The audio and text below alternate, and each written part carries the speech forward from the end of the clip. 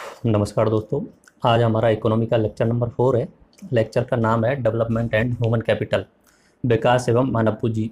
ये लेक्चर अब तक के जितने भी लेक्चर हुए हैं उनमें से ज़्यादा इंपॉर्टेंट रहने वाला है, क्योंकि आईएएस एग्जाम हो या आरएएस एग्जाम हो, उनके प्री में इस लेक्चर में से एक या दो सवाल बिल्कुल आपको पक्का मिल जाएंगे, क्योंकि ये बहुत ज़्यादा इंपॉर्टेंट टॉपिक है डेवलपमेंट वाला।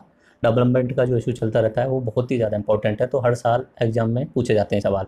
ठीक है, तो मैं सबसे पहले जैसा कि हर लेक्चर में करता हूँ, दो चीज़ें करता हूँ। अपना इकोनॉमी का लेक्चर नंबर 4 है, तो अपना पढ़ाने का तरीका वही रहेगा। पहले क्या बताऊँगा, टर्मिनोलॉजी, और दूसरी साइड में फिर हम लेक्चर शुरू करेंगे। तो लेक्चर नंबर अपना 4 है, तो पहले हम टर्मिनोलॉजी बात करेंगे। जो आज के लेक्चर में जो टर्मिनोलॉजी बताने वाला हूँ वो आप अपनी स्क्रीन पर देख लीजिए। 12 टर्मिनोलॉजी है, एक दो एक्स्ट्रा भी हो जाएंगी इनमें। पहले देखेंगे डेवलपमेंट का मतलब क्या होता है, डेवलपमेंट की परिभाषा क्या होती है, क्या सभी लोगों के लिए डेवलपमेंट का मतलब एक ही होता है। उसके बाद हम चलेंगे सस्टेनेबल डेवलपमेंट यानी धारणीय विकास क्या होता है। फिर इंक्लूसिव डेवलपमेंट समावेशी विकास, उसके बाद में रिन्यूएबल सोर्सेज और एनर्जी यानी नवीनीकरण संसाधन एवं ऊर्जा, उसके बाद में नॉन रिन्यूएबल रिसोर्सेज, उसके बाद में लिटरेसी रेट साक्षरता दर, उसके बाद में शिशु मृत्यु दर इन्फेंट मोर्टेलिटी रेट, उसके बाद में नेट अटेंडेंस रेशियो कुल उपस्थिति अनुपात। एचडीआई के बारे में जानकारी लेंगे, फिजिकल कैपिटल जिसे भौतिक पूंजी बोलते हैं, मानव पूंजी, उसके बाद में उत्पादकता। ये सारे अपनी टर्मिनोलॉजी एक एक करके देखेंगे। उसके बाद में फिर हमसे की डिस्कशन करने वाले हैं जो लेक्चर की शुरुआत करेंगे। बाकी तो अपना ये है कि इस लेक्चर में हर लेक्चर में ही करता हूँ इकोनॉमिक्स के जो टर्मिनोलॉजी है दो दो बार रिवाइज करा देता हूँ। आपने सुना नहीं होगा ना इकोनॉमिक्स के बारे में, तो इसलिए दो दो बार याद हो जाते हैं तो ज़्यादा बढ़िया रहता है। ठीक है, तो शुरू करते हैं हम पहले टॉपिक से। पहला जो टर्मिनोलॉजी है जो मैंने आपको बताया वो है डेवलपमेंट। नाम तो सुना होगा विकास। अब विकास की परिभाषा डिफाइन की जा सकती है क्या? देखो, विकास का जो परिभाषा होती है वो हर व्यक्ति के लिए अलग होती है। एक व्यक्ति है, अमीर है, करोड़पति है और बिजनेसमैन है, ठीक है, और उसने कोई नई कंपनी लगाई है, उसमें 5 करोड़ का इन्वेस्टमेंट किया है, और एक व्यक्ति है रिक्शे वाला, ठीक है। अब इन दोनों से पूछा जाए कि भाई साहब आप क्या विकास चाहते हो, तो दोनों का अलग अलग विकास होगा। रिक्शे वाला जो विकास चाहेगा वो इतना चाहेगा कि मेरा डेली का जो इनकम है वो पर्याप्त हो जाए, मैं घर वालों को खाना तक पहुंचा दूं और बच्चों को शिक्षा दे दूं, बस यही रहेगा। इसका डेवलपमेंट का मतलब क्या हुआ, ऐसे 300 रुपये प्रतिदिन नहीं चाहिए, ऐसे चाहिए मैंने यहाँ 5 करोड़ इन्वेस्ट किए हैं तो अगले 3 या 4 साल में ये इन्वेस्टमेंट भी निकल के आ जाए, 20-25% प्रॉफिट भी आ जाए। तो दोनों के लिए डेवलपमेंट की परिभाषा तो अलग हो गई, अलग अलग हो गई। लेकिन फिर भी एचडीआई के अनुसार, ह्यूमन डेवलपमेंट इंडेक्स के अनुसार, एक सामान्य इंसान के लिए डेवलपमेंट की एक परिभाषा इस तरीके से बनाई गई है कि आप एक मनुष्य को ये 3 चीज़ पूर्ण रूप से दे दो, एजुकेशन, हेल्थ और पर कैपिटा इनकम, प्रति व्यक्ति आय। ये 3 चीज़ अगर किसी मनुष्य का सही मिल रही हैं, प्रति व्यक्ति आय यानी उसकी आमदनी, हेल्थ यानी सही स्वास्थ्य और एजुकेशन सही मिल रही है, तो हाँ, तो उसका डेवलपमेंट हो रहा है। ये अपना अपना जो अपना यूएनडीपी डेवलपमेंट प्रोग्राम है यूनाइटेड नेशन का, उसके अनुसार एचडीआई बनाई जाती है, तो उसका बनाया हुआ। तो एक से देख लीजिए आप स्क्रीन पर, हर व्यक्ति के लिए विकास की जो परिभाषा है वो अलग होती है। रिक्शा चालक के लिए जो परिभाषा है वो बिजनेसमैन से बिल्कुल अलग होगी। एक भूखा व्यक्ति है, उसका डेवलपमेंट सिर्फ खाने मिलने में ही डेवलपमेंट है, उसको खाना मिल जाएगा वही उसका डेवलपमेंट है, उसका विकास है। लेकिन जियो वाला अगर रिलायंस अंबानी है तो वो अपने जियो में 25% 30% की ग्रोथ चाहेगा, ये उसका डेवलपमेंट होता है। तो ये परिभाषा अलग अलग होती है, लेकिन फिर भी ये मैंने बताया है डेवलपमेंट की बेसिक डेफिनेशन जो है अपना एजुकेशन, शिक्षा का स्तर अच्छा मिल जाए, उसके अलावा स्वास्थ्य की स्थिति अच्छी हो, उसके अलावा प्रति व्यक्ति आय अच्छी होनी चाहिए। देखो इस लेक्चर में से मैं पक्का बता रहा हूँ आरएएस के प्री एग्जाम में 2 या 3 क्वेश्चन पक्के आने वाले हैं, क्योंकि बहुत सारी चीज़ों को कवर करने वाला हूँ इसमें। तो अगला जो डेफिनेशन है वो इंक्लूसिव ग्रोथ, जिसे हम बोलते हैं समावेशी विकास। जैसे कि मैंने आपको जीडीपी बताया था, ग्रॉस डोमेस्टिक प्रोडक्ट, किसी भी देश की कुल संपत्ति होती है उसे जीडीपी बोलते हैं। उस जीडीपी में ग्रोथ होता रहना चाहिए, ग्रोथ यानी डेवलपमेंट होता रहना चाहिए अपना। जैसे जीडीपी आजकल चल रही है 6% के आसपास में, तो हर साल बढ़ती जाती है वो जीडीपी। इंक्लूसिव ग्रोथ का मतलब होता है, इंक्लूसिव डेवलपमेंट का मतलब होता है उस जीडीपी में पूरे समाज के हर व्यक्ति का योगदान होना चाहिए। आया समझ में कुछ? अगर कोई गांव में डेवलपमेंट हो रहा है तो इसका मतलब ये नहीं कि गांव के सिर्फ 10-5 लोगों का ही विकास हो रहा हो, गरीब लोगों का विकास नहीं हो रहा हो। अगर ऐसा हो रहा है तो वो इंक्लूसिव ग्रोथ नहीं है। अगर सिर्फ और सिर्फ अमीर लोगों का विकास हो रहा है, गरीबों का नहीं, तो वो इंक्लूसिव ग्रोथ नहीं है। इंक्लूसिव का मतलब हुआ समावेशी, सभी को इसमें समावेशित कर लेना है, सभी लोग, भले वो गरीब है या अमीर है, सबका विकास होना चाहिए, उसे बोलते हैं इंक्लूसिव ग्रोथ। आगे समझ में? तो किसी भी देश को डेवलप होना है तो उसे इंक्लूसिव ग्रोथ पर ही ध्यान देना चाहिए आगे की साइड में। तो इसमें गरीब भी शामिल होंगे और अमीर भी शामिल होंगे। अगला आता है सस्टेनेबल डेवलपमेंट यानी धारणीय विकास। ये बहुत ज़्यादा इंपॉर्टेंट सब्जेक्ट है, टॉपिक है सस्टेनेबल डेवलपमेंट। ऐसा है कि हम आज के समय पे अपनी भौतिक वस्तुओं के उपयोग के लिए जो जो संसाधन है उनका मिसयूज कर रहे हैं। एक तरीके से जो हमें मिल रहा है संसाधन, उसे जैसा हम चाह रहे हैं वैसा निकालते जा रहे हैं, लेकिन हमें आने वाली पीढ़ी के लिए कुछ नहीं छोड़ पा रहे हैं। यानी हम आगे आने वाली पीढ़ी का जो भविष्य है उसे अंधकार में करने वाले हैं। तो उस चीज़ का ध्यान रखते हुए ऐसा विकास करो ताकि पर्यावरण को भी नुकसान ना हो और आगे आने वाली पीढ़ी भी सही तरीके से अपना जीवन यापन कर सके। तो अपना सस्टेनेबल डेवलपमेंट की जो परिभाषा है, development with minimum damage to environment, पर्यावरण को बिल्कुल नुकसान कम होना चाहिए। नुकसान तो होगा, विकास और पर्यावरण जो है वो एक दूसरे के अपोजिट ही एक तरीके से मैं बता दूं, लेकिन थोड़ा कम होना चाहिए। जो नुकसान हो रहा है वो पर्यावरण को वो कम होना चाहिए, ताकि जो फ्यूचर जनरेशन है वो अपना एक तरीके से अच्छा जीवन निकाल सके। तो इसका जो एक डायग्राम बनता है इस तरीके से आप बना मान सकते हो उसे। इधर की साइड में इकोनॉमी डेवलपमेंट हो रही है, इधर की साइड में अपना एनवायरनमेंट है और इधर की साइड में अपना सोसाइटी भी है। ठीक है, ये तीनों के बीच में इस जगह वाला जो एरिया है जहाँ पे तीनों मिल रहे हैं इसे बोलते हैं इंक्लूसिव ग्रोथ। कि तीनों ही चीज़ होनी चाहिए, इकोनॉमी डेवलप होनी चाहिए लेकिन एनवायरनमेंट को बहुत कम नुकसान होना चाहिए। ठीक है, समाज को नहीं भूलना है, समाज के सभी वर्गों को अपने साथ में लेके चलना है। This is called the sustainable development, यानी आगे आने वाली पीढ़ियों के लिए हमें कुछ छोड़ के जाना है, ये धारणीय विकास कहलाता है।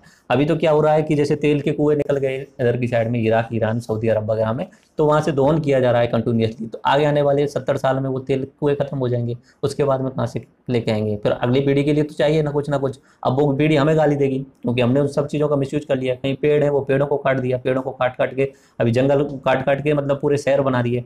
तो वो जो आगे आने वाली पीढ़ी है वो पेड़ों के लिए तो तरस जाएगी ना, जंगलों के लिए, पशु पक्षियों के लिए तरस जाएगी। तो हमें इस चीज़ का याद रखना है कि एनवायरनमेंट को कम नुकसान होना चाहिए और आगे आने वाली पीढ़ी के लिए हमें संसाधनों को छोड़ देना चाहिए, अपना कम यूज करना चाहिए। आगे समझ में? अगला जो टॉपिक आता है, अगला जो शब्द आता है टर्मिनोलॉजी में, हम 3 टॉपिक कर चुके हैं। चौथा टर्म जो है वो अपना रिन्यूएबल रिसोर्सेज, यानी नवीकरणीय संसाधन और ऊर्जा। रिन्यूएबल, नवीकरणीय, ऐसे संसाधन जिन्हें दोबारा से बनाया जा सके, खत्म होने के बाद में दोबारा से बनाया जा सके। जैसे कि आपके कोई जंगल है, जंगल में आप पेड़ काट रहे हो लेकिन आप उसी समय दूसरा पेड़ लगा दो तो अगले 10 या 15 साल में वो पेड़ दोबारा से उगाएंगे। तो एक तरीके से जंगल के पेड़ों को अगर आप दोबारा से उगाते हो काटने के बाद में तो वो रिन्यूएबल हो जाएगा। ठीक है, जिसे पुनः प्राप्त किया जा सके, जो आगे आने पर खत्म नहीं होने वाला, वो हो जाएगा रिन्यूएबल एनर्जी। ठीक है, रिन्यूएबल संसाधन हो जाएगा वो, जैसे कि अपना फॉरेस्ट हो जाएगा, मछलियां हो जाएंगी। मछलियां लोग यूज करते हैं, खाने के लिए यूज करते हैं, लेकिन मछलियां फिर से यूज हो जाती हैं। लेकिन अगर हमने इनका ज़्यादा दोहन कर दिया, पेड़ों को ज़्यादा से ज़्यादा काट दिया और उसके बाद में हम पेड़ों को नहीं लगाया, तो फिर वो रिन्यूएबल नहीं रहेगा, क्योंकि दोबारा से आएगा ही नहीं। वो सारे के सारे पेड़ काट दिए और हमने लगाए नहीं तो वो दोबारा आने वाला नहीं है। मछलियां एक साथ में पूरे तालाब में से सारी निकाल दी तो फिर जनन होने वाला नहीं है, पूर्ण दोहन कर लिया। तो ये मेरे हिसाब समझ में आएगा, नवीकरणीय संसाधन जिन्हें पुनः प्राप्त किया जा सके। आप किसी तालाब में से 20 मछली निकाल लो, 30 मछली निकाल लो, बाकी छोड़ दो, तो वो ऑटोमेटिक प्रजनन करके दोबारा से और नवीकरणीय हो जाएगा। एनर्जी वही सेम टू सेम, ऐसी एनर्जी, ऐसी ऊर्जा जिसे दोबारा से प्राप्त किया जा सके। जैसे कि विंड, हवा, हवा के लिए अपना पवन सोर्स होते हैं, पवन चक्कियां होती हैं, उन्हें लगा दो। हवा का तो ये है कि हमेशा चलती रहेगी, हवा कमी आने वाली नहीं है, हमेशा ही रहेगी हवा तो। ठीक है, तो वो पवन सोर्स, पवन ऊर्जा जो है वो। दूसरा सोलर ऊर्जा, यानी सोलर प्लांट आप लगा दो तो सूर्य से आने वाली किरणें तो रुकने वाली नहीं है। आगे 4-5 बिलियन, 5 बिलियन के आसपास समय तक समय है, तो उस समय तक सूर्य है, उस समय तक तो सूर्य से किरणें आएंगी, तो उस समय तक की ये ऊर्जा हमें मिलती रहेगी। तो इसलिए हम क्या बोलते हैं, नवीकरणीय ऊर्जा। इसके अपोजिट में हो जाएगा नॉन रिन्यूएबल एनर्जी, अनवीनीकरणीय। अनवीनीकरणीय यानी ऐसे संसाधन जो यूज करने के बाद में खत्म हो जाते हैं। जैसे कि कहीं पे भी तेल का कुआं निकला, अब वो तेल निकालते गए खत्म हो जाएगा, तो खत्म हो जाएगा, वो हो जाएगा नॉन रिन्यूएबल एनर्जी। ठीक है, अपना डीजल, पेट्रोल, गैस, ये सारी की सारी क्या है, नॉन रिन्यूएबल है। कोयला क्या है, नॉन रिन्यूएबल है। कोयला बनने को तो बनेगा, डीजल पेट्रोल बनने को तो बनेंगे, लेकिन बनने में समय लगता है 1 करोड़ साल का, 1.5 करोड़ साल का, तब तक कौन इंसान वेट करेगा? तो उन्हें हम क्या मानते हैं, नॉन रिन्यूएबल। कि हमारी लाइफ जो टाइम है हमारा 70-80 साल में, उस समय में हम नया कोयला नहीं बना सकते, जो बना हुआ है उसे निकाल सकते हैं और निकालने के बाद में एक बार उपयोग कर लिया, दोबारा से उसका रीयूज नहीं किया जा सकता, रिन्यू नहीं किया जा सकता जिसे, तो नॉन रिन्यू। एग्जाम्पल क्या हो गया, ऑयल हो गया, कोयला हो गया। मिनरल्स, मिनरल्स यानी कहीं खान में से कहीं पे लोहा निकला तो उसे एक बार यूज कर लिया। खान, लोहा बनने में बहुत लंबा प्रोसेस लगता है, तो मिनरल्स में लोहा हो सकता है, लेड हो सकता है, एल्युमिनियम हो सकता है, यूरेनियम हो सकता है। ये सारे के सारे क्या हो जाएंगे, नॉन रिन्यूएबल यानी अनवीनीकरणीय, जिन्हें दोबारा से नहीं बनाया जा सकता कम समय में। ओके, अच्छा, यूरेनियम का नाम आया, यूरेनियम से कुछ चीज़ याद आई आपको? यूरेनियम का यूज किस चीज़ में किया जाता है? यूरेनियम का यूज किया जाता है परमाणु ऊर्जा बनाने में। यूरेनियम कौन सा होता है, 235, अपना रावत वाटा वाला जो है उसमें यूरेनियम 235 यूज किया जाता है। भारत जो है 1974 में पहली बार उन्होंने परमाणु विस्फोट किया था इंदिरा गांधी के समय पे, तो भारत को NHG न्यूक्लियर सप्लायर ग्रुप्स ने मना कर दिया था यूरेनियम देने से। उसके बाद में भारत ने 2006 में अपने मनमोहन सिंह ने ट्रीटी की थी अमेरिका के साथ में। उस ट्रीटी का नाम था 123 ट्रीटी, यानी 1 2 3 संधि नाम था उसका। तो भारत के लिए एनएसजी का सदस्य नहीं है भारत। एनएसजी यानी न्यूक्लियर सप्लायर ग्रुप, जो सब देश न्यूक्लियर देते हैं उनका सदस्य नहीं है। फिर भी भारत को हमें यूरेनियम मिल जाता है क्योंकि भारत पे लोगों का विश्वास है, विदेशी लोगों का। तो भारत अभी ऑस्ट्रेलिया से यूरेनियम लेता है, उसके अलावा अमेरिका से, कनाडा से और रूस से भी लेता है। ठीक है, अब अगला जो टर्मिनोलॉजी आती है वो लिटरेसी रेट यानी साक्षरता दर। देखो साक्षरता दर जो है 7 वर्ष या 7 वर्ष से ऊपर के जितने भी व्यक्ति हैं उनकी किसी भी भाषा में पढ़ने और लिखने की क्षमता को साक्षरता बोला जाता है। किसी भी भाषा, ये याद रखना, कोई भी भाषा हो, हिंदी में हो, इंग्लिश में हो, पंजाबी में हो, बंगाली में हो, कोई भी भाषा अगर उसे पढ़ना आता है, लिखना आता है तो उसे क्या माना जाएगा? साक्षर। दोनों ही चीज़ आनी चाहिए, पढ़ना भी आना चाहिए, लिखना भी। एक चीज़ आ रही है, अगर पढ़ रहा है, लिख नहीं पा रहा है तो उसे साक्षर की कैटेगरी में नहीं माना जाएगा। तो जब भारत आज़ाद हुआ था 1947 में, 1947 के बाद में अगला जो जनगणना होगी वो कब होगी? 51 होगी। ये हर 10 साल में होती है, 51 में होगी जनगणना। तो उस समय भारत की जो साक्षरता दर थी वो 18% थी। साक्षरता दर की बात कर रहा हूँ। और आज के समय पे साक्षरता दर जो है 2011 के अनुसार वो 74% है। अभी बढ़ गई होगी, 80% हो गई होगी, 85% हो गई होगी, लेकिन हमें तो 2011 का ही पता है ना, अभी की इसमें पता चलेगा। तो 74% है आज के समय पे साक्षरता दर। लेकिन मेन चीज़ क्या है?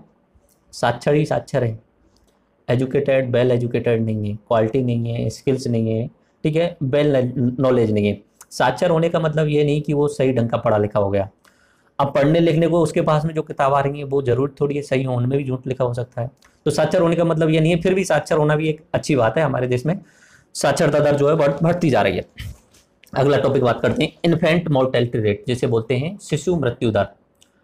एक साल में, मैं एक एग्जाम्पल ले लेता हूँ, एक गांव का एग्जाम्पल ले लेता हूँ। एक गांव है जैसे ये, इस गांव में एक साल में 1000 बच्चों ने जन्म लिया।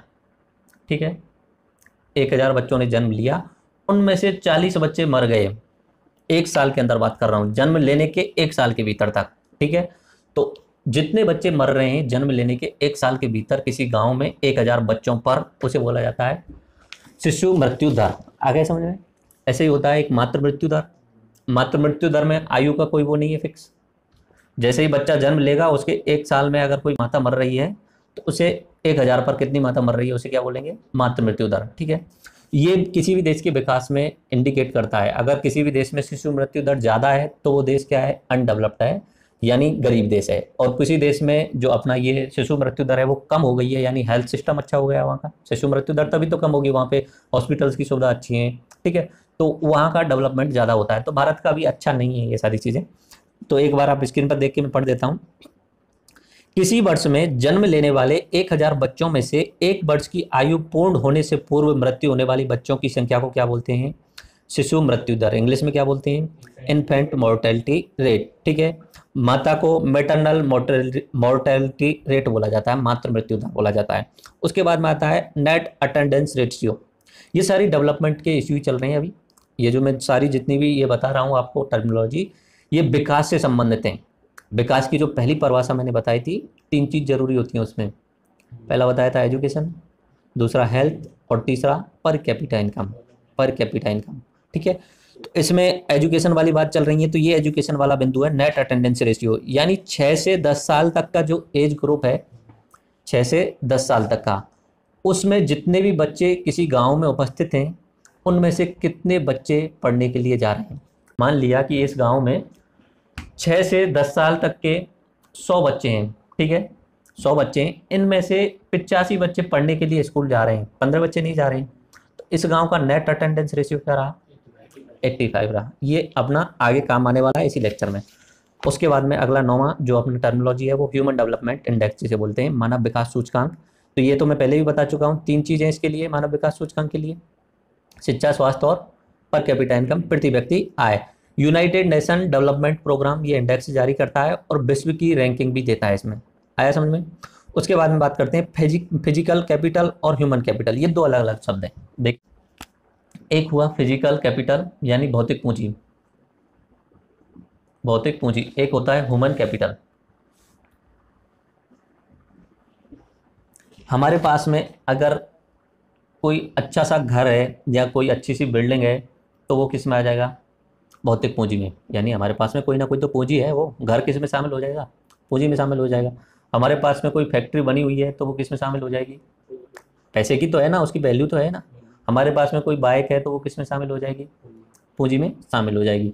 ऐसी पूंजी, इस तरीके की जो पूंजी होती है वो फिजिकल के ही अंदर स्थायी होती है। स्थायी, घर स्थायी हो गया, फैक्ट्री स्थायी हो गई, बाइक स्थायी हो गई, एक बार ले लिया उसके बाद अगले 4-5 साल तक वही रहने वाली है, स्टेबल रहने वाली है। फिजिकल में दूसरा होता है अपना पैसा, कि हमारे पास में पैसा रखा है, वो भी पूंजी है, पूंजी है ना वो भी।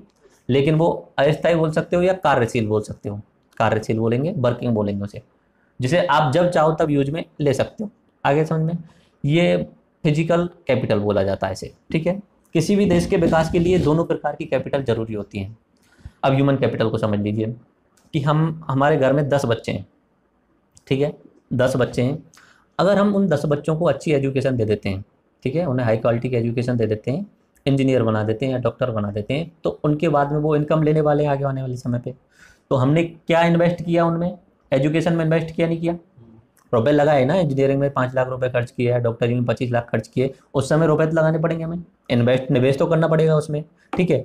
इन्वेस्ट करने के बाद में जो मनुष्य निकल के आएगा उसे बोलते हैं ह्यूमन कैपिटल, मनुष्य पूंजी। ह्यूमन कैपिटल चेंज होती रहती है।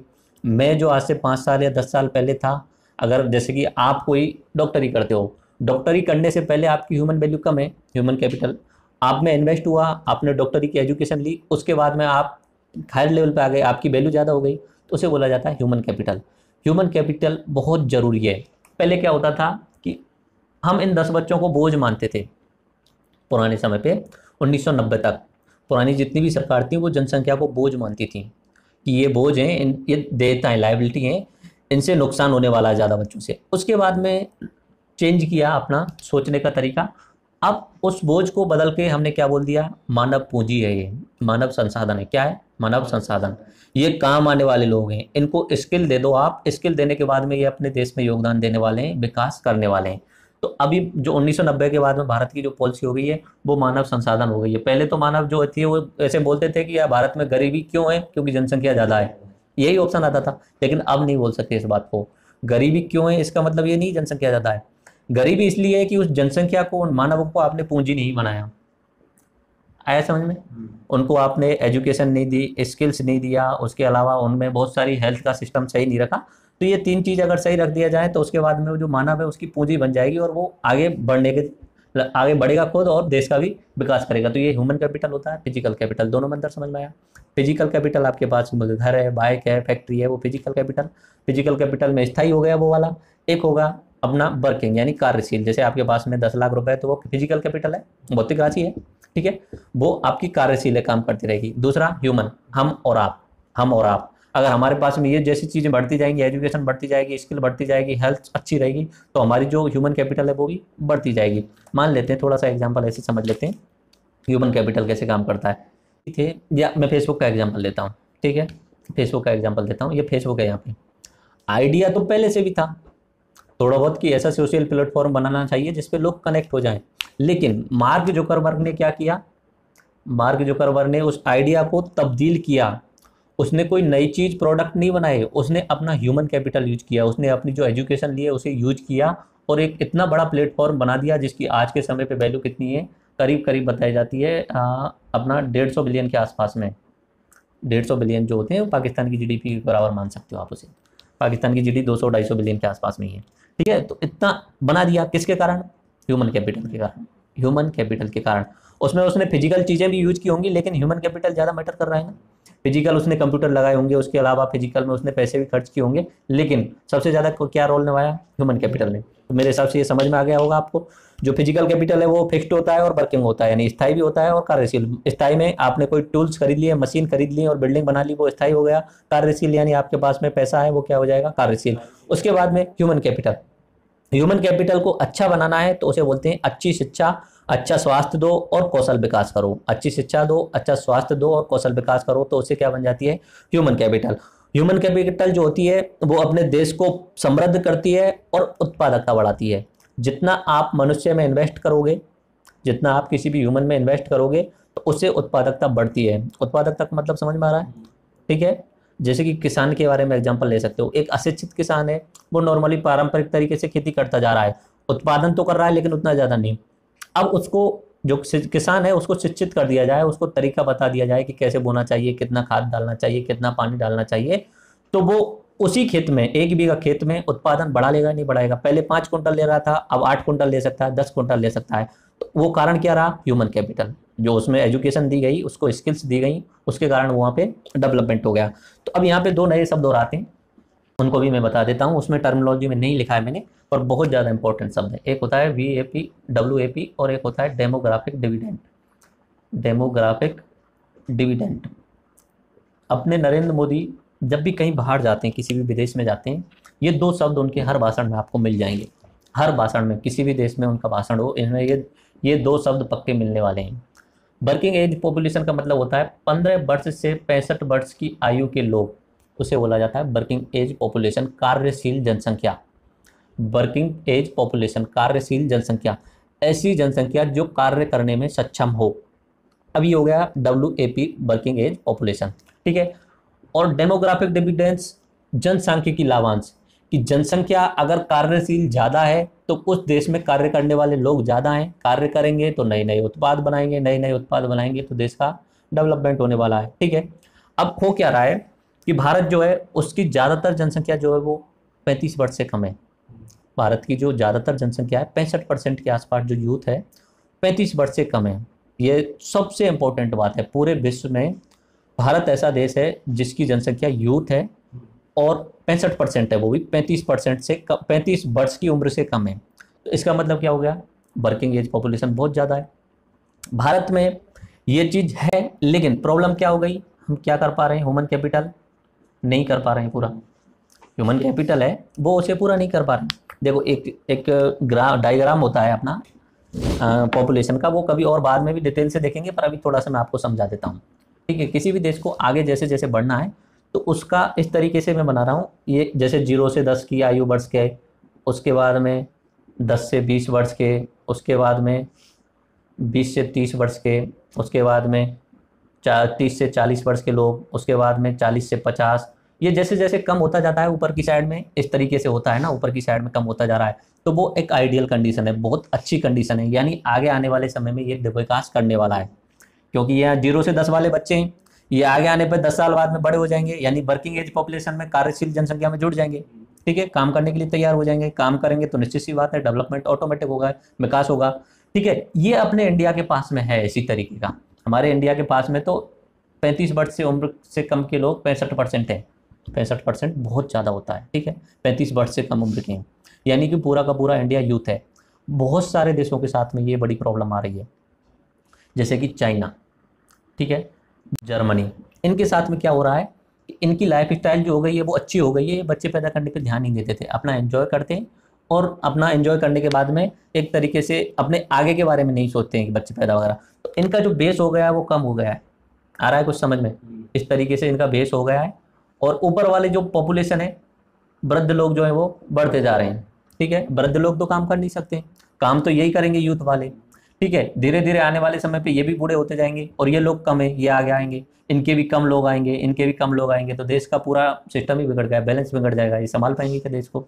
बाकी जापान के साथ ये सबसे बड़ी प्रॉब्लम हो रही है। जापान के बाद अपना फ्रांस के साथ भी ये बड़ी प्रॉब्लम हो रही है। चाइना के साथ भी ये बड़ी प्रॉब्लम हो रही है। चाइना ने क्या, 1 चाइल्ड पॉलिसी लगा दी थी, उसके कारण लोग एक एक बच्चा पैदा करते थे, उससे ज़्यादा कर ही नहीं सकते थे। बाकी उन्होंने एक बच्चे पैदा करने की आदत भी छोड़ दी थी। अब तो उस 1 चाइल्ड पॉलिसी को हटा दिया है चाइना ने, और ज़्यादा बच्चों को प्रोत्साहन भी कर रहे हैं वो, ठीक है। इंडिया में तो वो सोच ही नहीं सकते 1 चाइल्ड पॉलिसी या 2 चाइल्ड पॉलिसी। एक बार ट्राई भी किया था 1975 में, अपने कौन थे, संजय गांधी जी ने ट्राई भी किया था इमरजेंसी के टाइम पे, ज़बरदस्ती पकड़ पकड़ के नसबंदी कराना, रेडियो देना फ्री में, लेकिन इंडिया में ऐसा हो नहीं सकता। अब भारत में उसका फायदा तो है, लेकिन मेन चीज़ क्या प्रॉब्लम आ गई? Human capital. हम इन्वेस्ट नहीं कर पा रहे हैं। किस चीज़ में नहीं कर पा रहे हैं इन्वेस्ट? एजुकेशन में नहीं कर पा रहे हैं, हेल्थ में नहीं कर पा रहे हैं, और अपना स्किल्स में। अब ये जो है ये 35 वर्ष से कम उम्र की 65% जनसंख्या ये निठल्ली बैठी है, काम नहीं कर रही है। और दूसरा प्रॉब्लम भारत की सबसे बड़ी प्रॉब्लम है, ये मैं एग्जैक्टली बोल रहा हूँ आपके साथ में, भारत के लोगों के पता नहीं DNA में प्रॉब्लम है या किस चीज़ में प्रॉब्लम है, पानी में शायद प्रॉब्लम है, यहाँ के लोग निकम्मे हैं। जॉब भी मिल जाती है तो काम करना नहीं चाहते हैं, जॉब भी मिल जाती है तो ऐसे सोचते हैं शॉर्टकट तरीके से कि निकल जाएं, कैसे भी करके जल्दी से जल्दी काम करके निकल जाएं। वो कभी उस काम को करना नहीं चाहते हैं अपने दिल से। ये भारत की सबसे बड़ी प्रॉब्लम है। बाकी चाइना, जापान, वहाँ के लोगों का अगर कोई जॉब है, भले ही उसमें कम रुपए हो चाहे कुछ भी हो, वो लोग जॉब को पूरी ईमानदारी के साथ में करते हैं। भारत की सबसे बड़ी प्रॉब्लम है, लोग पहली बात तो स्किल्स नहीं है, यानी अपना एक तरीके से कौशल नहीं मिल पा रहा है उन्हें। मिल भी जाता है तो उनके अंदर डीएनए प्रॉब्लम है, निकम्मापन, निकम्मापन डीएनए प्रॉब्लम है। ये बचपन से ही आ जाता है, पता नहीं कैसे। तो ये अपने इंडिया की सबसे बड़ी प्रॉब्लम है, इससे निकालने की कोशिश करनी चाहिए। अब इसके से कैसे निकलेगा ये पता नहीं है, ठीक है। इसमें सबसे बड़ा योगदान जातिवाद का भी होता है, ये थोड़ा सा अलग मैटर है। बाकी मैं ये बता देता हूँ इसमें, इस जातिवाद का इतना सा मैटर समझा देता हूँ। जो हायर कास्ट के लोग, जो लोग होते हैं, हायर कास्ट वाले जो लोग होते हैं, जो अपने आप को सो कॉल्ड हायर कास्ट से मानते हैं, सवर्ण जाति मानते हैं, वो अपना इंडस्ट्रियल सेक्टर जो है, जो दूसरे वाला और पहले वाला प्राइमरी सेक्टर, उनमें काम नहीं करना चाहते हैं। वो कैसा काम करना चाहते हैं? White collar job, service sector वाला, जिसमें हाथ पैर नहीं हिलाना पड़े, जिसमें कपड़े गंदे ना हो, वो ऐसा काम करना चाहते हैं। तो निकम्मपन तो अपना एक जातिवाद का भी बहुत बड़ा उसमें योगदान है। इसका ऐसे एग्जाम्पल समझा सकता हूँ मैं कि जैसे अपने क्षेत्र में एक डालमिया नाम से एक डेयरी थी। हाँ, वो दूध की और घी की डेयरी थी, पुराने समय पे बहुत अच्छी डेयरी थी, अपने भरतपुर के एरिया की बात है। तो वहाँ पर जब उन्होंने जॉब दिया लोगों को, तो बहुत सारे आसपास के गांव के लोगों ने जॉब ले लिया, लेकिन ज़्यादातर हायर कास्ट वाले सवर्ण लोगों ने जॉब ले लिया, जो कार्ड लगा लगा के या जैसे भी लिया। उनके लिए पैसे भी ठीक ठाक मिलते थे। और लोअर कास्ट के जो लोग मान सकते हो, दलित जिन्हें मान सकते हो, जो मेहनती हैं, काम करना चाहते हैं पैसे के बलदे, उनको वो जॉब नहीं मिल पाए, ठीक है। अब क्या हुआ कि वो लोग वहाँ कंपनी में काम करने के लिए चले गए। निकम्पन तो उनके अंदर से है ही, वो काम नहीं करना चाहेंगे। वो कंपनी ने बहुत पैसा इन्वेस्ट किया था, डालमिया डेयरी टॉप टेरीज में थी, लेकिन 4-5 साल में पूरी की पूरी कंपनी ठप हो गई। कारण क्या था? जो लोग थे, वर्कर्स थे, वो काम नहीं करना चाहते थे, काम छोड़ना भी नहीं चाहते थे, नौकरी भी नहीं छोड़ना चाहते थे। नौकरी तो करना चाहते थे, लेकिन नौकरी में राजनीति करना चाहते थे। तो फिर क्या हुआ? कंपनी का डब्बा गोल हो गया। आज डालमिया डेयरी का नाम सुनते ही नहीं होंगे। ये अपने भरतपुर का एग्जांपल है। अगर भरतपुर में एक सेम्को फैक्ट्री भी, उसी का भी यही हाल हुआ था। कास्टेज में इसमें भी फैक्टर करता है, वो चलो इतना हटा देता हूँ मैं से, ठीक है। अब मैं नॉर्मली मान लेता हूँ कि ये जो अपना डीएनए प्रॉब्लम है, ये सुधारना पड़ेगा, लोगों को खुद से सुधारना पड़ेगा। तो मेरे हिसाब से ह्यूमन कैपिटल समझ में आ गया होगा आपको, ये सारी चीज़ें समझ में आई। और एक प्रोडक्टिविटी जिसे आप बोलते हैं, उत्पादकता, मैं बता चुका हूँ, पहले भी लेक्चर्स में बता चुका हूँ। प्रोडक्शन होना, पर हेक्टेयर में प्रोडक्शन ज़्यादा होना, उसे बोलते हैं प्रोडक्टिविटी। प्रोडक्टिविटी का सीधा एग्जांपल ये हुआ कि ये कोई मशीन है, इस मशीन में इधर से कुछ हमें एंटर करना है, उधर से कुछ चीज़ निकलने वाली है, इधर से कम एंटर करो, उधर से ज़्यादा निकलेगी, तो क्या बोलेंगे? उसे की हायर प्रोडक्टिविटी बोलेंगे। आया समझ में? कोई खेत है, उसमें कम पैसे लगाओ और उधर की साइड से बहुत ज़्यादा पैसे निकल के आए, यानी बहुत ज़्यादा फसल निकल के आए, तो उसे प्रोडक्टिविटी हायर बोलेंगे। तो अपना आप लेक्चर शुरू करते हैं। लेक्चर में बात करता हूँ मैं, आपको पिछले लेक्चर्स में बता चुका हूँ अपने इकोनॉमी के कितने सेक्टर्स हैं? 3 सेक्टर हैं, प्राइमरी, सेकेंडरी और टर्सरी। प्राइमरी को एग्रीकल्चर रिलेटेड यानी कृषि संबंधित बोल सकते हैं, द्वितीयक को अपना उद्योगों से रिलेटेड बोल सकते हैं, तृतीयक को अपना सेवा क्षेत्र वाला बोल सकते हैं, ठीक है। देखो, अब जो बाकी जो देशों का विकास हुआ, अमेरिका, इंग्लैंड, यूरोप, उन देशों का जो विकास हुआ था, उसमें ये रहा था शुरू से। देखो इस तरीके से कि 1850 के आसपास में औद्योगिक क्रांति आई थी। उससे पहले तो ज़्यादातर लोग किस में संलग्न रहते थे? खेती में, यानी प्राइमरी सेक्टर में, फर्स्ट वाले में संलग्न रहते थे ज़्यादातर लोग। उसके बाद में औद्योगिक क्रांति आ गई। औद्योगिक क्रांति आई तो ज़्यादातर लोग किस में चले गए? अभी उद्योग धंधों में, यानी सेकेंडरी वाले सेक्टर में चले गए। उसके बाद में जैसे ही उद्योग धंधे लगते हैं, उद्योग धंधों के साथ में शहर विकसित होते हैं। जहाँ भी उद्योग लगेगा वहाँ पे आसपास में जनसंख्या रहने लग जाएगी काम करने वाले लोगों की। उद्योग में काम कर रहे हैं तो उनके पास में पैसे भी आएंगे। काम करने के बाद में लोग परेशान हो जाते हैं तो उन्हें मनोरंजन के साधन भी चाहिए। मनोरंजन के साधन चाहिए तो यहाँ पे उनके लिए सेवा क्षेत्र खुल जाएगा, यानी यहाँ पे सिनेमा हॉल खुल जाएगा, कपड़ों के लिए दुकान खुल जाएंगी, नई नई दुकानें किस में आएंगी? सेवा क्षेत्र में आएंगी, ठीक है। उसके अलावा मनोरंजन के साथ यहाँ पे वो जो लोग रह रहे हैं गाँव को छोड़ छोड़ के, उनके बच्चों को शिक्षा के लिए स्कूल खुल जाएंगे, प्राइवेट खुल जाएंगे, हॉस्पिटल खुल जाएंगे। उसके अलावा सिनेमा हॉल, परिवहन एक जगह से दूसरी जगह लेने के लिए, और बैंकिंग। यानी द्वितीयक जो सेक्टर डेवलप हुआ है, उसके कारण कौन सा सेक्टर डेवलप हुआ आगे? तृतीयक, ठीक है। किसी भी देश को अगर सही ढंग से डेवलप होना है, उसकी सबसे पहली निशानी की है, सबसे ज़्यादा पहले इसमें होने चाहिए, उसके बाद यहाँ से लोग इसमें शिफ्ट होने चाहिए द्वितीयक में, उसके बाद द्वितीयक में से थर्ड में जाने चाहिए। जैसे कि अमेरिका का एग्जांपल, पहले ज़्यादातर लोग क्या करते थे? कृषि। उसके बाद औद्योगिक क्रांति आई तो वो कृषि को छोड़ के उद्योग धंधों में, यानी कौन से सेक्टर में आ गए? द्वितीयक सेक्टर में आ गए, ठीक है। उसके बाद में उद्योग धंधों में से इनकम ज़्यादा होने लगी तो फिर वो कहाँ से चले गए? शिफ्ट हो गए तृतीयक क्षेत्र में, यानी सेवा क्षेत्र में आ गए। आ गया समझ में? लेकिन भारत के साथ कहानी क्या प्रॉब्लम हुई? भारत के उद्योग जो है वो पनप नहीं पाए, ये वाला सेक्टर सही ढंग से काम नहीं कर पाया और जिसका हम आज तक नुकसान भुगत रहे हैं। तो नॉर्मली अगर किसी देश को विकसित होना है, कन्वेंशनल पारंपरिक मेथड तो यही होता है, कृषि को छोड़ के उद्योगों में आओ, उद्योगों को छोड़ के सेवा क्षेत्र में जाओ। भारत का ये उद्योग धंधा वाला नहीं बन पाया, जिसका नुकसान भारत भुगत रहा है। ये बहुत गलत हुआ भारत के साथ में, ठीक है। तो आधुनिक देशों की अर्थव्यवस्था का विकास आप देख लीजिए, पहले कृषि से संबंधित होगा, उसके बाद औद्योगिकरण होगा, उसके बाद में शहरीकरण होगा, औद्योगिकरण यानी सेकेंडरी सेक्टर, उसके बाद में शहरीकरण होने के बाद में मनोरंजन के साधन, शिक्षा, स्वास्थ्य, सिनेमा हॉल, परिवहन, बैंकिंग, ये सारी चीजें सेवा क्षेत्र वाली आ जाएंगी। भारत में क्या हुआ कि तीसरा क्षेत्र सीधा पनप गया, दूसरे क्षेत्र को छोड़ करके दूसरे क्षेत्र को बायकॉट कर दिया उन्होंने, ठीक है। अब बात करते हैं भारत की एग्रीकल्चर से संबंधित कुछ समस्याओं के बारे में, कृषि से संबंधित कुछ समस्याओं के बारे में। आप अपनी स्क्रीन पर देखिए, मैं आपको बोलता जा रहा हूँ सारे। पहला है स्मॉल होल्डिंग साइज। जो साइज होती है खेतों की वो बहुत छोटी होती है नॉर्मली। मैंने आपको एक दिन एक पूरा का पूरा वो बनवाया था चार्ट, अगर आपको याद हो तो, ठीक है, बनवाया था ना चार्ट, जिसमें मैंने आपको बताया था कितने लोगों के पास में कितने प्रकार की क्या क्या खेती है, कितना बीघा या कैसे। पहले तो ये मुझे बता दीजिए कि एक हेक्टेयर का मतलब क्या होता है, जल्दी से बताइए। एक हेक्टेयर का मतलब बताइए। एक हेक्टेयर मैंने बताया था 10,000 मीटर स्क्वायर। कितना हुआ? 100 इंटू है। एक हेक्टेयर का मतलब क्या बताया था मैंने? 100 इंटू 100, यानी कोई ऐसा खेत है, एक 100 मीटर गए, 100 मीटर इधर गए, तो ये खेत बन गया 100। इसका गुणा करेंगे तो इसका एरिया कितना हो जाएगा? 10,000 मीटर स्क्वायर। इसे क्या बोलते हैं? एक हेक्टेयर। बाकी उसके बाद में मैंने बताया था बीघा। बीघा जो होता है हमारे यहाँ कन्वेंशनल नॉर्मल पारंपरिक तरीके से यूज किया जाता है, उसका मैंने नॉर्मली बताया था कि एक बीघा जो होता है वो 20 बिसा के बराबर होता है, और 20 बिसा यानी टोटल मिला के 2500 मीटर स्क्वायर, यानी 2500 मीटर स्क्वायर। आया समझ में? एक हेक्टेयर में कितना बीघा बन जाएंगे? 4 बन जाएंगे ना। 10,000 में अगर 2500 का भाग दे दोगे 4 बन जाएंगे, तो एक हेक्टेयर में कितना बीघा बन जाएंगे? 4 बन जाएंगे, ठीक है। तो अभी मैं स्क्रीन पर वो दोबारा से आपके वो लगा देता हूँ, ठीक है। तो ये मैंने पूरा का पूरा आपको बनाया हुआ है, आप स्क्रीन पर देख लीजिए।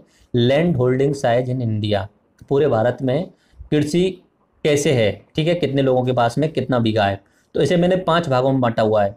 तो देखिए पहला जो भाग है उसमें मैंने बोला है 1 हेक्टेयर से कम। मैं पूरा दोबारा से बता देता हूँ, ऊपर ऊपर क्या है कि साइज ग्रुप लिखा है, उसके बाद में कितने लोगों के पास में उतना है, और उन लोगों के पास में टोटल कितना बीघा है, ये आपको दिख रहा होगा, और परसेंटेज है, उसके बाद में जमीन का परसेंटेज है। देखिए 1 हेक्टेयर से अब पूरे भारत में कितने लोग रहते हैं करीब करीब, पहले बताइए। कितने घर बताए थे मैंने आपको? 25 करोड़ घर बताए थे। कितने बताए थे? 25 करोड़, 26 करोड़ के आसपास। और उसमें से 25 करोड़ मानते हैं, 25 करोड़, उसमें से 9 करोड़ घर जो है वो कहाँ रहते हैं? शहरों में रहते हैं। बचे हुए 15 करोड़ कहाँ रहेंगे? गाँव में। घरों की बात चल रही है, जनसंख्या नहीं होगी। एक घर में 5 परिवार साथ मान सकते हो आप, ठीक है। तो शहरों में 15 करोड़ बचे, वो गाँव में 15 करोड़ बचे। उस 15 करोड़ में से ज़्यादातर लोगों के पास में खेती का ही साधन है, खेती ही करते हैं वो। तो देखिए पहली बात करता हूँ मैं इसमें, 1 हेक्टेयर से कम यानी 4 बीघा से कम जो है वो 15 करोड़ में से 10 करोड़ लोगों के पास में है। उन 15 करोड़ में से करीब करीब 2 करोड़ के पास में खेती है ही नहीं, 2 या 3 करोड़ के पास में खेती है ही नहीं। कुल मिला के करीब जो बैठती है 3, ये अपना 10 और 4, मान लीजिए 13 करोड़ के पास में अपनी खेती है, और 2 करोड़ के पास में बिल्कुल नहीं है। और जो 10 करोड़ है उनके पास में 4 बीघा से कम है। 4 बीघा से कम यानी छोटी छोटी खेती। जो छोटे छोटे किसान होंगे वो कभी भी डेवलप नहीं कर पाएंगे, उन्हें खेती को छोड़ के किसी दूसरे सेक्टर में ही जाना पड़ेगा, क्योंकि उनके पास में इन्वेस्ट करने के लिए पैसा नहीं होता है, ठीक है। इन्वेस्ट करने के लिए पैसा नहीं है तो वो ट्रैक्टर नहीं खरीद सकते, सिंचाई के साधन उपलब्ध नहीं कर सकते, इरीगेशन की सुविधाएं नहीं आएंगी, तो उसके अलावा उर्वरक नहीं खरीद सकते, पेस्टिसाइड नहीं खरीद सकते, तो वो भगवान भरोसे रहते हैं, तो वो डेवलप नहीं हो सकते। तो अपनी कृषि की जो सबसे बड़ी प्रॉब्लम है, छोटे छोटे खेत हैं, छोटे छोटे खेत होना, ये सबसे बड़ी प्रॉब्लम है। देख लीजिए 15 करोड़ में से 10 करोड़ के पास में, ज़्यादातर के पास में जो औसत निकल के आ रहा है वो 1.5 बीघा के आसपास में आ रहा है। 1.5 बीघा का औसत निकल के आ रहा है। अब 1.5 बीघा बहुत कम होता है एक किसान के लिए, बहुत कम होता है 1.5 बीघा। दूसरा जो अपनी खेती के साथ में जो समस्या है अपनी खेती की, वो है संस्थागत वित्त की कमी। यानी कि मैंने पहले भी बताया था, अपना जो फाइनेंस सिस्टम वाला बताया था, कि जो कमज़ोर या गरीब किसान होते हैं वो बैंकों से लोन नहीं ले पाते हैं। बैंकों से उन्हें लोन नहीं मिल रहा है तो वो किसके पास में जाएंगे? साहूकारों के पास में, बनियों के पास में जाएंगे। बनियों के पास में जाएंगे तो निश्चित सी बात है वो ब्याज दर तो वही 4 रुपये सैकड़ा यानी 48% की रहने वाली है, यानी 36% की रहने वाली है। 3 रुपये सैकड़ा है तो 36%, 4 रुपये सैकड़ा है तो 48%। जबकि बैंक कितना देता है? 8%, 7% के हिसाब से। तो कितना ज़्यादा हो गया। अब वो किस में फंस जाएंगे? चक्र में फंस जाएंगे, ब्याज के दुष्चक्र में फंस जाएंगे, तो वहाँ से आगे नहीं निकल पाते। भारत की कृषि की समस्याएं चल रही हैं। पहला, खेती की साइज छोटी है। दूसरा, संस्थागत पैसे नहीं है, यानी बैंकों से पैसे नहीं। इसके लिए नरेंद्र मोदी क्या लेके आए थे? प्रधानमंत्री जनधन योजना, सभी लोगों के बैंक खाते खोलना, और ये अब तक की सबसे सफल योजना मैंने आपको बताई थी। 15 करोड़ लोगों के खाते खोले जा सकते हैं।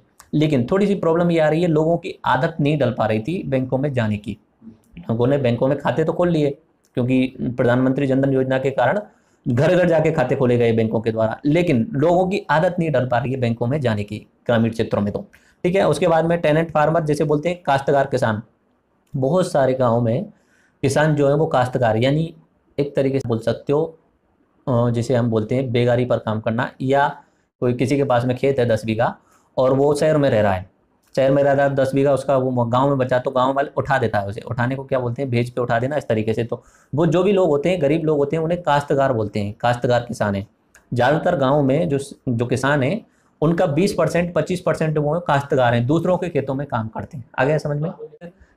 किसान जो है वो दूसरे की खेती कर रहा है तो काश्तकार किसान है। ज़्यादातर अपने 20% के आसपास किसान जो है वो दूसरों की खेती करते हैं, तो उनको उनका हिस्सा तो थोड़ा बहुत मिलता है, बाकी ज़्यादातर हिस्सा कौन ले जाता है?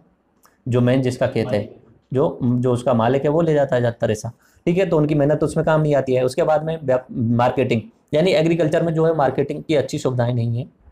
अलग अलग तरीके के जो कंपोनेंट होते हैं जो जो उसमें यूज किए जाने चाहिए, उनमें कंपटीशन नहीं है। बाकी क्षेत्र में तो शहरों में जैसे कि गूगल से या सर्फ वगैरह हैं, ये सारी चीज़ें डेली यूज की हैं, इनमें कोई कंपटीशन, इनमें तो बहुत सारा कंपटीशन है। नए नए तरीका के आपको साबुन मिल जाएंगे, नए नए तरीका की गाड़ियाँ मिल जाएंगी, नए नए तरीका के मोबाइल मिल जाएंगे, लेकिन किसानों की जो काम की चीज़ें उनमें कोई कंपटीशन नहीं है। बहुत कम कंपनियाँ उनके लिए उत्पाद बनाती हैं, तो मार्केटिंग उनकी अच्छी नहीं है। आ गया उसके बाद में फूड प्रोसेसिंग, ये भी बहुत ज़्यादा इंपॉर्टेंट टॉपिक है। फूड प्रोसेसिंग यानी खाद्य संस्करण, खाद्य संस्करण, प्रसंस्करण जिसे बोलते हैं। तो ऐसा होता है कि बहुत सारी फसलें ऐसी होती हैं जिन्हें तुरंत की तुरंत बेचा जाना चाहिए, या तो जैसे कि टमाटर, अगर 10-5 दिन नहीं बेचा गया उसे तो वो खराब हो जाएंगी, या उन्हें किसी बड़े कोल्ड स्टोरेज में उन्हें स्टोर किया जाना चाहिए। ठीक है, अब कोल्ड स्टोरेज की कमी है, परिवहन की कमी है, एक जगह से लंबी दूरी को ट्रांसफर करने की कमी है, तो उसमें खाद्य प्रसंस्करण में कमी होने के कारण किसानों को आलू या टमाटर जो है वो सड़कों पर फेंकने पड़ते हैं। खाद्य प्रसंस्करण का मतलब होता है तुरंत नया कोई उत्पाद बना देना, जैसे आलू से चिप्स बना देना, उसे खाद्य प्रसंस्करण का मतलब फूड प्रोसेसिंग बोलते हैं। अपना फूड प्रोसेसिंग मंत्री भी है, एक अलग से मंत्रालय बनाया गया है। ऐसे ही मानव संसाधन का भी एक मानव संसाधन विकास मंत्रालय बनाया गया है। ये पहले नहीं था, 1990 के बाद में इसकी शुरुआत की गई थी। अब आता है छठवां पॉइंट, कृषि के साथ में जो प्रॉब्लम है अपना यूथ। यूथ के साथ क्या प्रॉब्लम आ रही है फिर? एक्चुअली में यूथ के साथ प्रॉब्लम ये हो गई कि इंडिया जो चेंज हो गया वो डायरेक्टली सर्विस सेक्टर पे पहुंच गया। नए नए ये उत्पाद आ गए, यानी कम्युनिकेशन के नए नए क्षेत्र आ गए, टीवी आ गया, मोबाइल आ गया, तो यूथ सीधा सीधा किसको देख रहा है? हनी सिंह को देख रहा है, या अपने रैपर्स को देख रहा है, या मतलब ऐसी चीज़ें देख रहा है, विदेशी चीज़ें। जबकि रियलिटी ऐसी है कि उन्हें घर पे काम करना चाहिए, घर पे खेती है तो खेती करनी चाहिए उन्हें, जबकि रियलिटी से अलग वो एक नई दुनिया में चले गए। अभी खेती से उनका मोह नहीं रहा है बिल्कुल ही। खेती से ऐसा लगता है कि खेती बहुत गलत काम है या बुरा काम है, नीचा काम मानते हैं उसे, तो यूथ उसमें काम नहीं करना चाहता है। वो अब अपना एक तरीके से वो क्या बोल सकते हो, स्वैग बनने की कोशिश में चल रहा है। भले ही वो पढ़ा लिखा नहीं है, फिर भी स्वैगर बनने की कोशिश ही करता है। गंवार है, उसे एजुकेशन नहीं मिली है, फिर भी वो क्या अपने आप को उस कैटेगरी में लाना चाहने की कोशिश कर रहा है जो उन्हें लगता है कि ये सही है। जबकि वास्तविकता ये है कि वो अगर उसके घर में 10 बीघा खेत है और 10 बीघा खेत में भी वो सही ढंग से काम करने लग जाए, तो बहुत उत्पादकता अगर बढ़ा दिया जाए, उत्पादकता अगर शिक्षित हो जाए, वो उत्पादकता बढ़ा दिया जाए, तो बहुत ज़्यादा उत्पादन कर सकता है, अच्छी इनकम ले सकता है। मैं खुद ये सोचता था कि खेती करूँगा, लेकिन ये है कि देखो निश्चित सी बात है कि मैं किसी दूसरे काम में अच्छा योगदान दे सकता हूँ, तो मैंने उसे उस जो प्लान था वो मैंने पोस्टपोन किया। बाकी ये अब भी ये है कि मैं अब भी जैसे घर जाता हूँ तो अपना नॉर्मल सारे काम करता हूँ खेतों के, जो भी खेती में पानी वगैरह देना या नॉर्मल कोई घर खेत वगैरह जोतना वगैरह वो कर लेता हूँ मैं अभी। ठीक है, तो लेकिन यूथों में सबसे बड़ी प्रॉब्लम ये हो रही है, खेती से नफरत कर रहे हैं, जो गलत है, बहुत गलत है। खेती से नफरत नहीं करनी चाहिए यूथ को। तो ये 7 प्रॉब्लम हो गई। उसके बाद में 8वीं प्रॉब्लम है उत्पादकता की कमी। उसके बाद में ग्लोबलाइजेशन, यानी 1991 में अपना एलपीजी आ गया। एलपीजी आने के बाद में सरकार ने जो सेकेंडरी सेक्टर है और टर्सरी सेक्टर है उस पर ध्यान दिया, प्राइमरी सेक्टर को क्या किया उन्होंने? भुला दिया, उसके लिए कोई इन्वेस्ट ही नहीं किया। ठीक है, तो वो पिछड़ता गया, पिछड़ता ही जा रहा है। आज के समय पे बताइए कितने लोग काम करते हैं प्राइमरी सेक्टर में? 60% काम करते हैं, और कितने रुपए कमा रहे हैं वो टोटल? 15%। 15% जीडीपी में योगदान हो रहा है। तो देखिए कितने ज़्यादा लोग काम करते हैं, योगदान कितना कम है। जबकि मैंने इधर की साइड में बताया था 15% सेवा क्षेत्र में काम करते हैं और कमाते कितना है? 60% के आसपास में। तो यहाँ पे लोग अमीर होंगे निश्चित सी बात है, व्हाइट कॉलर वाले, और ये किसान जो है वो गरीब होने वाले हैं। ठीक है, और 60% पॉपुलेशन वो 15%। इसमें से 1-2 पॉइंट मैं आपको दोबारा से बता देता हूँ कि अपना इंडिया के साथ में प्रॉब्लम क्या हुआ कि हमें नॉर्मली एग्रीकल्चर से जो है औद्योगिकरण की तरफ शिफ्ट होना चाहिए था और औद्योगिकरण से अपना सेवा क्षेत्र में शिफ्ट होना चाहिए। इंडिया ने क्या किया, डायरेक्टली छलांग मार के सेवा सेक्टर। सेकेंडरी जो समान वेतन देता है, 25% लोग काम करते हैं और 25% वेतन मिलता है उसमें, उसको हम छोड़ गए और आगे चले गए टर्सरी यानी तृतीयक क्षेत्र में, तो उसका नुकसान हुआ। और भारत में अब भी 70 साल बाद में भी भारत के ज़्यादातर जो लोग हैं, 60% जो लोग हैं वो किस में काम करते हैं, खेती में काम करते हैं। अच्छा, एक चीज़ और याद रखना, किसी भी देश का जैसे जैसे विकास होता जाएगा उसमें एग्रीकल्चर सेक्टर के लोग कम होते जाएंगे। लोगों की मात्रा बात कर रहा हूं मैं, एग्रीकल्चर सेक्टर में लोग कम होते जाएंगे। भारत का विकास नहीं हुआ है, भारत में लोग तो 60% काम कर रहे हैं ना एग्रीकल्चर में, बाकी जीडीपी में योगदान कम हो गया है। जीडीपी में योगदान कम तो चलो अलग बात है, लेकिन लोगों का कम काम होना चाहिए, उसमें लोग कम काम करने चाहिए। 60% की जगह अभी हमें भारत में 30% या 20% लोग काम करने चाहिए थे। ठीक है, उसके बाद में अगला आते हैं वस्तु एवं सेवा उत्पादन के प्रमुख कारक। ये बहुत ज्यादा इंपॉर्टेंट शब्द है, ये याद रख लेना। फैक्टर्स ऑफ प्रोडक्शन, उत्पादन के कारक, ये 4 आपको याद रखने हैं, कैसे भी याद रखना, मैं इसे आगे लेक्चर्स में बार बार पूछूंगा। लैंड, लेबर, कैपिटल और ह्यूमन कैपिटल, ये याद रखना है आपको। लैंड, लेबर, कैपिटल और ह्यूमन कैपिटल, यानी कोई भी नया उत्पाद बनाना है, नई कोई कंपनी खोलनी है, तो उनके लिए 4 चीज सबसे ज्यादा जरूरी होती हैं। क्या? लैंड, लेबर, फिजिकल कैपिटल और ह्यूमन कैपिटल। आया समझ में? अगर किसी भी व्यक्ति को कंपनी खोलनी है, सबसे पहला क्या काम करे वो? जगह नहीं पड़ेगी उसे, जमीन के साथ साथ में उसमें कुछ भी रॉ मटेरियल भी चाहिएगा। रॉ मटेरियल जैसे कि यहाँ पे उसे कोई खान का या किसी तरीके का काम लगाना है, लोहे का काम लगाना है, तो उसे खनन लोहे का अशुद्ध लोहा चाहिएगा, यानी उसे बोलते हैं रॉ मटेरियल, जिसे बोल सकते हो आप। रॉ मटेरियल को क्या बोलते हैं? कच्चा माल जिसे बोलते हैं। तो कच्चा माल भी लैंड में ही शामिल होता है। किस में शामिल हो जाएगा? लैंड में शामिल हो जाएगा। तो जमीन चाहिए और कच्चा माल चाहिए, उसके अलावा ये फॉरेस्ट, पानी वगैरह भी चाहिए उसे। ठीक है, अब ये लैंड तो खरीद ली उसने, जमीन तो खरीद ली, जमीन पर उसे बिल्डिंग बनानी पड़ेगी, बिल्डिंग बनाने के लिए उसे रुपए चाहिए। ठीक है, तो क्या चाहिए? फिजिकल कैपिटल चाहिएगी, फिजिकल कैपिटल चाहिए यानी पैसे चाहिए। दूसरा, इसमें मशीन लगानी पड़ेंगी उसे, मशीनें भी लगानी पड़ेंगी। मशीन लगाने के लिए भी क्या चाहिएगा? फिजिकल कैपिटल यानी भौतिक पूंजी चाहिएगी। ठीक है, उसके बाद में अब पूरा कंपनी सेटअप हो गया। अब यहाँ पे कच्चा माल आएगा, इनपुट आएगा और आउटपुट जाएगा, लेकिन इनपुट और आउटपुट के बीच में क्या रहेगी? लेबर रहेगी, लेबर रहेगी ना। तो लैंड के बाद में दूसरा कौन आया? जमीन के बाद में क्या आया? लेबर। किसी भी व्यक्ति को कोई कंपनी बनानी है, फैक्टर्स ऑफ प्रोडक्शन, उत्पादन के कारक में दूसरा क्या आया? लेबर। तो इसमें लेबर काम करनी पड़ेगी। फिजिकल कैपिटल में बता ही चुका हूं। और इंपॉर्टेंट तीसरा वाला जो होता है ह्यूमन कैपिटल। ह्यूमन कैपिटल यानी एजुकेटेड स्किल्ड लेबर होनी चाहिए, एजुकेटेड होनी चाहिए और स्किल्ड लेबर होनी चाहिए, ताकि जो उत्पादकता रहेगी वो क्या ज़्यादा रहेगी। अगर अनएजुकेटेड अनस्किल्ड लेबर है तो उत्पादकता क्या कम रहेगी, वो सही ढंग से काम नहीं कर पाएंगे। तो ये आपको याद रखना है हर कंडीशन में। फैक्टर्स ऑफ प्रोडक्शन 4 हैं, लैंड, लेबर, कैपिटल। कैपिटल भी 2 प्रकार की, फिजिकल कैपिटल और ह्यूमन कैपिटल। फिजिकल कैपिटल और ह्यूमन कैपिटल, ये आपको याद रखना है। ह्यूमन कैपिटल बहुत ज़्यादा इंपॉर्टेंट है, ह्यूमन कैपिटल बहुत ज़्यादा इंपॉर्टेंट है। कोई भी व्यक्ति किसी भी कंपनी को उठा सकता है और गिरा सकता है। आगे समझ में? वो किस पर डिपेंड कर रहा है? ह्यूमन कैपिटल पर डिपेंड कर रहा है। आगे समझ में? कोई कंपनी अगर गिर रही है, ठीक है, गिरती हुई कंपनी को अगर कोई व्यक्ति आता है और अपना ह्यूमन यानी अपना एजुकेटेड माइंड लगाता है और उस कंपनी को उठा देता है, तो उसका कौन सा कैपिटल काम कर रहा है? ह्यूमन कैपिटल काम कर रहा है, क्योंकि उसने एजुकेशन ली है, उसका हेल्थ सही है, उसके बाद में स्किल जो है यानी अपना कौशल जो है उसका अच्छा है, तो वो किस कंपनी को बहुत आगे ले जा सकता है। तो इसे क्या बोला जाता है? Human capital. एक बार और फिर रिवाइज कराता हूँ मैं। प्रोडक्ट्स, फैक्टर्स ऑफ प्रोडक्शन 4 हैं, जल्दी से बोलिए। लैंड, लेबर, ह्यूमन कैपिटल और फिजिकल कैपिटल, ये चारों आपको याद रहने चाहिए। उसके बाद में ह्यूमन कैपिटल के बारे में फिर दोबारा से आप स्क्रीन पर ही देख लीजिए, मैं सारा कुछ बता देता हूँ। वर्किंग एज पॉपुलेशन में आपको बता चुका हूँ, 15 से 65 वर्ष के आयु के लोग जो हैं वो वर्किंग एज पॉपुलेशन कहलाई जाती है। भारत में WAP बहुत ज़्यादा है, अच्छा है ये किसी भी देश के लिए, WAP ज़्यादा होना अच्छी बात है। लेकिन प्रॉब्लम क्या हो गई? एजुकेटेड नहीं है और स्किल्ड नहीं है और हेल्थ खराब है। अब हेल्थ खराब है, एजुकेटेड नहीं है, स्किल्ड नहीं है, तो यानी कि घर पे बैठे रहेंगे, निठल्ले बैठे रहेंगे, निठल्ले बैठे रहेंगे, तो एक तरीके से वो क्या हो गई? हमारे लिए लायबिलिटी हो गई। उनको मजबूरी में सरकार को खाना भी देना पड़ रहा है, यानी सरकार को रुपए भी खर्च करने पड़ रहे हैं। जबकि सरकार को उम्मीद तो ये थी कि वो जो लोग, अगर उनको एजुकेशन मिल जाएगी, स्किल मिल जाएगी और हेल्थ अच्छी रहेगी, तो वो देश के विकास में योगदान देंगे, कोई नया उत्पाद बनाएंगे, किसी फैक्ट्री में काम करेंगे, तो देश का विकास होगा। लेकिन क्या हुआ कि वो जो वर्किंग एज पॉपुलेशन है उसके पास में वो तीनों चीज़ों की प्रॉब्लम हो गई। ये याद रख लेना, सूत्र याद हो जाए तो HES तरीके से, हेल्थ, एजुकेशन और स्किल, 3 चीज सबसे ज्यादा इंपॉर्टेंट है। ठीक है, इन्वेस्टमेंट 3 चीज में करना है, एजुकेशन में करना है, ट्रेनिंग यानी स्किल में करना है, मेडिकल केयर यानी हेल्थ में करना है। और इससे क्या होगा कि आउटपुट क्या होगा? बहुत ज्यादा होगा। तो मेन चीज़ ये है कि जितना ज़्यादा इन्वेस्टमेंट करोगे उतनी ज़्यादा प्रोडक्टिविटी होगी और उतना ही देश का विकास होगा। तो सबसे बड़ी प्रॉब्लम, भारत जो है एजुकेशन में ज़्यादा खर्च नहीं कर पा रहा है, अपनी जीडीपी का 2% से कम खर्च कर रहा है। नॉर्मली एक देश को 5% के आसपास में अपने जीडीपी का एजुकेशन सेक्टर में खर्च करना चाहिए, लेकिन उतना ज़्यादा अपने भारत के पास में पैसा खर्च नहीं हो पा रहा है उस सेक्टर में, तो अपना एजुकेशन इतना आगे नहीं मिल पाया। ठीक है, आज़ादी से 1990 तक जनसंख्या को हम क्या मानते थे, लाइबिलिटी यानी देयता यानी गरीबी का कारण मानते थे, लेकिन 1990 के बाद में हमने क्या चेंज कर दिया, प्लान चेंज करके उसे क्या मानने लग गए, ह्यूमन रिसोर्स, मानव संसाधन यानी मानव पूंजी, ह्यूमन कैपिटल यानी ह्यूमन रिसोर्स, एक ही बात है। ठीक है, तो उसके बाद में हम उसे संपत्ति मानने लग गए। कोई भी बच्चा पैदा हो रहा है तो वो अब आपके एक तरीके से वो आपके लिए मजबूरी नहीं है, वो आपको खाना देने की जरूरत, ऐसा नहीं है कि वो मजबूरी हो आपके लिए, लाइबिलिटी नहीं है, वो आपको आगे आने वाले समय पे फायदा देने वाला है। ठीक है, उसके बाद मैं एजुकेशन वाली बात कर चुका हूँ। एजुकेशन 1951 में अपना कितना था, 18% था। 2011 में कितना है, 74%। लेकिन प्रॉब्लम क्या है, गुणवत्ता नहीं है।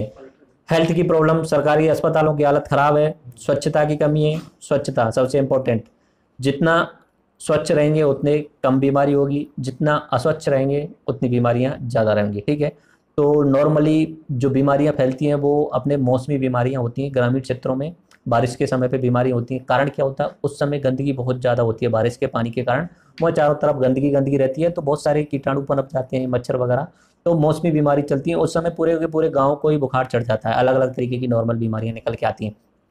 और जागरूकता की कमी तो है ही, और हेल्थ के कारण अपना इन्फेंट मोर्टेलिटी रेट और मैटरनल यानी मातृ मृत्यु दर और शिशु मृत्यु दर जो है वो अभी कम नहीं हो पाया है। धीरे धीरे कम तो हो रहा है, लेकिन उतना कम नहीं हो पाया है। बाकी स्किल डेवलपमेंट में मैंने आपको बात की, जातिवाद मैटर करता है थोड़ा बहुत। ठीक है, उसके बाद में भारत सरकार कोशिश कर रही है, प्रधानमंत्री कौशल विकास योजना लेके आई है, वोकेशनल ट्रेनिंग देने की कोशिश कर रही है, लेकिन अभी और आगे बहुत वाला लेक्चर कंप्लीट हुआ, यानी विकास वाला और ह्यूमन कैपिटल वाला। एक बार दोबारा से मैं आपको टर्म्स जो है वो रिवाइज कर देता हूँ। शुरुआत की थी हमने डेवलपमेंट से, विकास की परिभाषा बताई थी। विकास की परिभाषा हर व्यक्ति के लिए अलग होती है। गरीब व्यक्ति के लिए खाना मिल जाए वही विकास है, अमीर व्यक्ति के लिए जो कंपनी लगाई है उसको और आगे बढ़ाना विकास होता है। ठीक है, उसके बाद मैंने की धारणीय विकास यानी सस्टेनेबल डेवलपमेंट, यानी आज हम उपयोग कर रहे हैं कोई दिक्कत नहीं है, खनिजों को निकाल रहे हैं कोई दिक्कत नहीं है, लेकिन उस हिसाब से निकालो कि आगे आने वाले हमारी जो पीढ़ी है वो हमें गाली ना दे कि हमारे दादा परदादा हमारे लिए कुछ छोड़ के नहीं चले गए और पूरा पर्यावरण को नुकसान करके चले गए। तो ऐसा उसे बोलते हैं सस्टेनेबल डेवलपमेंट यानी धारणीय विकास। उसके बाद बात की इंक्लूसिव यानी समावेशी विकास। समावेशी विकास यानी समाज का हर तबका कवर होना चाहिए, अमीर का भी विकास हो रहा है साथ साथ में गरीब का भी विकास होना चाहिए, उसे इंक्लूसिव डेवलपमेंट बोलते हैं। उसके बाद में मैंने आपको नवीनीकरणीय संसाधन और ये ऊर्जा बताई थी, एग्जाम्पल बता दी नवीनीकरणीय ऊर्जा का, अपना पवन ऊर्जा और सौर ऊर्जा, ये नवीनीकरणीय है। ऐसे संसाधन जिन्हें बाद में दोबारा से बनाया जा सकता है, और ऐसे जिन्हें दोबारा बाद में नहीं बनाया जा सकता यानी नॉन रिन्यूएबल। ठीक है, एग्जाम्पल अपना पेट्रोल, डीजल, एलपीजी, कोयला, ये सारे नॉन रिन्यूएबल हो गए। ठीक है, उसके बाद में साक्षरता दर की बात की थी। अभी कितना है साक्षरता दर अपने भारत का, 74% है। 1951 में कितना था, 18% है। साक्षरता तो हमने अचीव कर ली, लेकिन क्या अचीव नहीं कर पाए, क्वालिटी अचीव नहीं कर पाए। ठीक है, क्वालिटी ऑफ एजुकेशन और स्किल डेवलपमेंट नहीं कर पाए। उसके बाद में शिशु मृत्यु दर के बारे बात की थी। 1000 बच्चे 1 वर्ष पूर्ण होने से पहले कितने मर रहे हैं, इसे बोला जाता है शिशु मृत्यु दर। ऐसे ही मातृ मृत्यु दर बताई थी। उसके बाद में कुल उपस्थिति अनुपात, नेट अटेंडेंस रेशियो में 6 से 10 वर्ष की आयु का लोग बताए थे, 6 से 10 वर्ष की आयु वाले लोग। ठीक है, 7 वर्ष से ज़्यादा वो साक्षरता बारे में बताया था, साक्षरता दर में। उसके बाद में भौतिक पूंजी, मानव पूंजी और अपना प्रोडक्टिविटी की बात की थी। मैंने कृषि के जो अपने भारत के साथ में जो प्रॉब्लम है वो भी बात कर ली, और उसके साथ साथ में मैंने एक चीज़ जो अपनी इंडिया की प्रॉब्लम जो बताई थी, अपना सेकेंडरी सेक्टर को छोड़ के सीधा आगे निकल गए। तो अभी इंडिया को सबसे इंपॉर्टेंट 2-3 चीज़ों पे ध्यान देना है, एजुकेशन पे ध्यान देना है अगर डेवलप होना है। टॉपिक का नाम क्या है, विकास, डेवलपमेंट एंड ह्यूमन कैपिटल। अगर विकास होना है और ह्यूमन कैपिटल बनाना है तो 3 सेक्टर पे, 3 चीज़ों पे ध्यान देना है, हेल्थ, एजुकेशन और स्किल डेवलपमेंट। ठीक है, स्किल डेवलपमेंट अच्छा नहीं हो पा रहा है। मास लेवल पे, बड़े बड़े लेवल पर इंजीनियरिंग कॉलेज खुल गए, उनमें बच्चों को खूब निकाला जा रहा है पढ़ा पढ़ा के, लेकिन उनका कुछ भी स्किल नहीं है, स्किल के नाम पे कुछ नहीं है। इंडिया का पूरे विश्व में रैंकिंग निकाली गई, इंडिया के जितने भी इंजीनियरिंग कॉलेज हैं वो सब के सब बकवास हैं। इंजीनियरिंग करने के बाद में जो बच्चा निकलता है उसके पास में कोई स्किल नहीं रहती, पूरे विश्व में सबसे खराब है। अगर उसके बाद में कोई जॉब लगाती है, इन्फोसिस वगैरह, ये जो कंपनी है इन्फोसिस वगैरह, टाटा वगैरह, इन्होंने तो एक्चुअली में ये किया, उन्हें इस बात का पता तो चल गया कि हमारे जो स्टूडेंट निकल के आ रहे हैं उनके पास में कोई वैल्यू है नहीं, एजुकेशन है नहीं उनके पास में कोई ढंग की, लेकिन मजबूरी में काम तो करवाना है उन्हें, कुछ नए लोग तो चाहिए सस्ते दामों पे। तो उन्होंने क्या किया है, अपने यूनिवर्सिटी खोल दिए हैं, यूनिवर्सिटी खोल दिए हैं अपने मुंबई चेन्नई वगैरह में।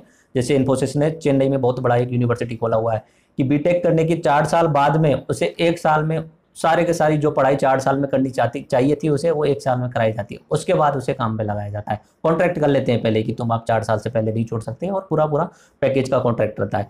तो ये अपनी सबसे बड़ी प्रॉब्लम है, हेल्थ एजुकेशन और अपना स्किल डेवलपमेंट। सरकार को इस पर बहुत ज़्यादा सुधार करने की कोशिश है। तो मेरे हिसाब से आपको सब कुछ समझ में आ गया होगा। थर्ड लेक्चर कंप्लीट हुआ अपना, ह्यूमन डेवलपमेंट एंड अपना ह्यूमन कैपिटल वाला लेक्चर। और इससे पहले मैं 3 लेक्चर करा चुका हूँ आपको। पहला लेक्चर मैंने आपको आधुनिक अर्थशास्त्र का एवोल्यूशन बताया था, उसके बाद में दूसरा जो मैंने आपको बताया था वो अपना वेरियस सेक्टर ऑफ इकोनॉमी यानी अर्थशास्त्र के विभिन्न क्षेत्र बताया था। और तीसरा जो बताया था मैंने आपको बताया था पॉवर्टी से रिलेटेड, गरीबी से रिलेटेड। और गरीबी के बाद में हम किस पे आ गए, विकास पे आ गए। ठीक है, विकास में सारे इश्यूज देख लिए, उसके बाद में कैसे विकास करना चाहिए ये देख लिया। ठीक है, अभी मैं